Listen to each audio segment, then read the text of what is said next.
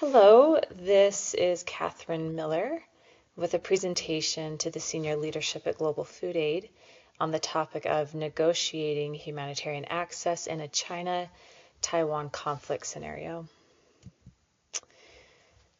Rising tensions between the United States, Taiwan, and China have intensified amid growing concern that China may pursue reunification with Taiwan through military force by 2027, as President Xi Jinping has increased pressure. Taiwan continues, though, to assert its sovereignty, while the United States has signaled a willingness to come to its aid in the event of an invasion. Because of this, the purpose of this memo and presentation are threefold. One, to provide a deeper contextual analysis of a potential conflict, and then to outline necessary and key recommendations that are appropriate for successful negotiations with China and Taiwan. And third and finally, to request that Global Food Aid implement this anticipatory action imminently. And the outcome for today's presentation is that should such a conflict between China and Taiwan erupt, Global Food Aid would be well poised to negotiate access with efficacy. And so now we are going to dive into the contextual analysis of a potential conflict by examining three dynamics of that analysis. One, the nature of the conflict, the enabling factors for success, and finally, the challenges and dilemmas. A potential conflict would likely involve large-scale disruption across Taiwan's 23 million people. Chinese control over air, land, and sea would severely restrict humanitarian access, while supply chain breakdowns could worsen food insecurity for the people. For nonprofit organizations, this means that there might be limited geographical access or fragmented delivery systems and heavy reliance on negotiations in order to simply operate. And this is not a typical disaster response. It's a highly controlled and politically sensitive one. Yet there are enabling factors for success. First, China's political leverage creates limited but real openings. In a high-profile conflict, Beijing may seek to minimize civilian harm and protect its international legitimacy as a superpower, which could create space for humanitarian engagement when framed in apolitical and sovereignty-respecting terms. Second, China's centralized governance framework, while restrictive at times, provides clear and predictable counterpart systems. This allows humanitarian actors to plan strategically and engage through defined bilateral channels and intermediaries. Third, regional and multilateral partnerships, particularly through ASEAN and other South-South cooperation regional actors, could help strengthen Global Food Aid's legitimacy and reduce any kind of skepticism. This might create additional pathways for negotiation, even within otherwise constrained environments. Fourth, operational considerations. China's logistical and other technological capacities could enable large-scale humanitarian coordination and delivery if the access was secured. However, these also carry some real risks related to data control and surveillance and must be carefully approached. Finally, with China's growing humanitarian engagement, this may also open new operational channels, especially if it's aligned with recognized international standards such as SPHERE.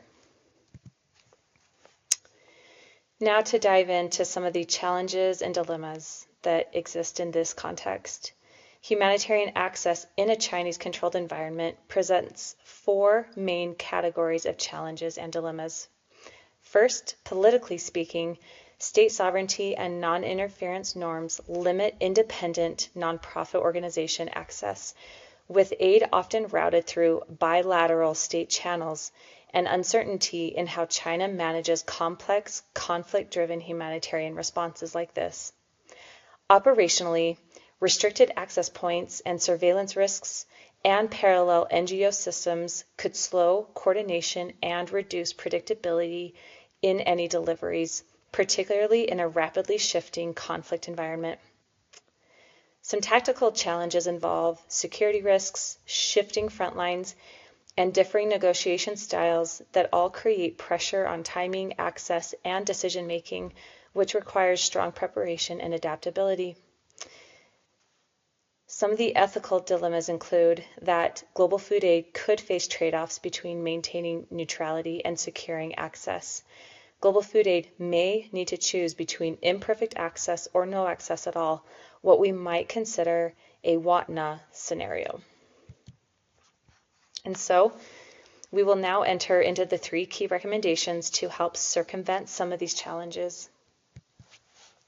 Number 1 is a recommendation to focus on external relationship building as the foundation for access.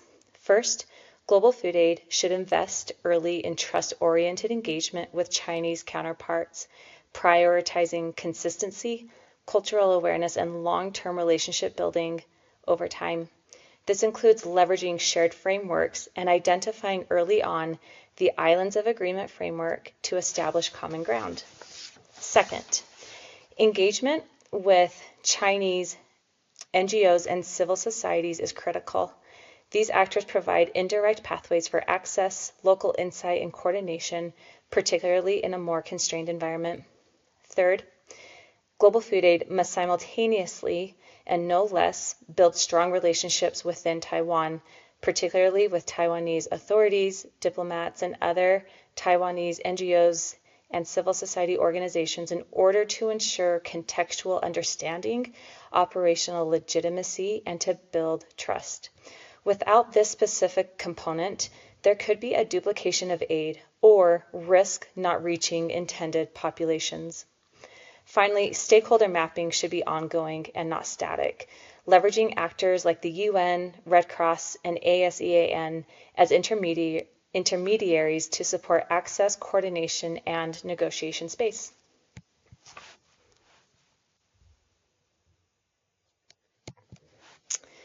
The second recommendation is to invest internally. First, global food aid must prioritize information integrity. This means relying on credible sources, verifying information through multiple channels, and maintaining clarity to avoid misinterpretation in a high-stakes situation. In a digitally controlled environment like China, this also requires strong awareness of surveillance, censorship, and narrative shaping. Second, negotiation success depends on human capacity. Global food aid should invest in scenario-based training, build psychological readiness, and equip staff to apply negotiation frameworks in real time, all while clearly defining red lines and acceptable trade-offs. Finally and last, internal systems must support rapid and informed decision-making. This includes securing communications, ensuring escalation protocols, and doing continuous monitoring of organizational readiness.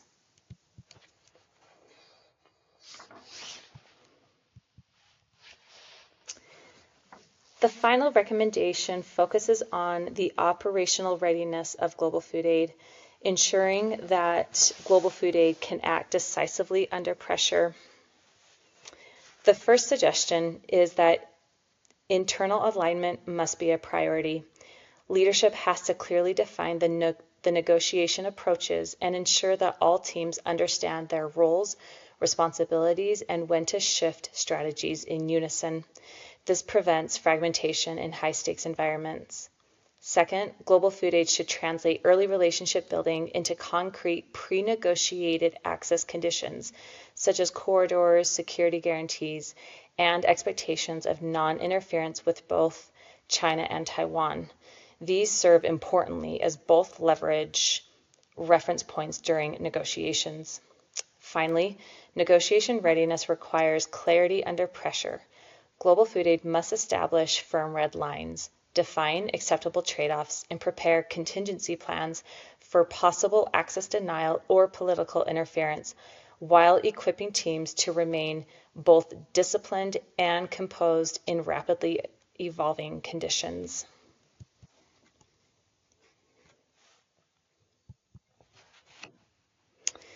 In conclusion, this analysis shows that even in highly constrained and politically sensitive environments, humanitarian negotiations can succeed. This reinforces a key point. Access is not impossible, but it is built gradually through long-term relationship building and sustained engagement.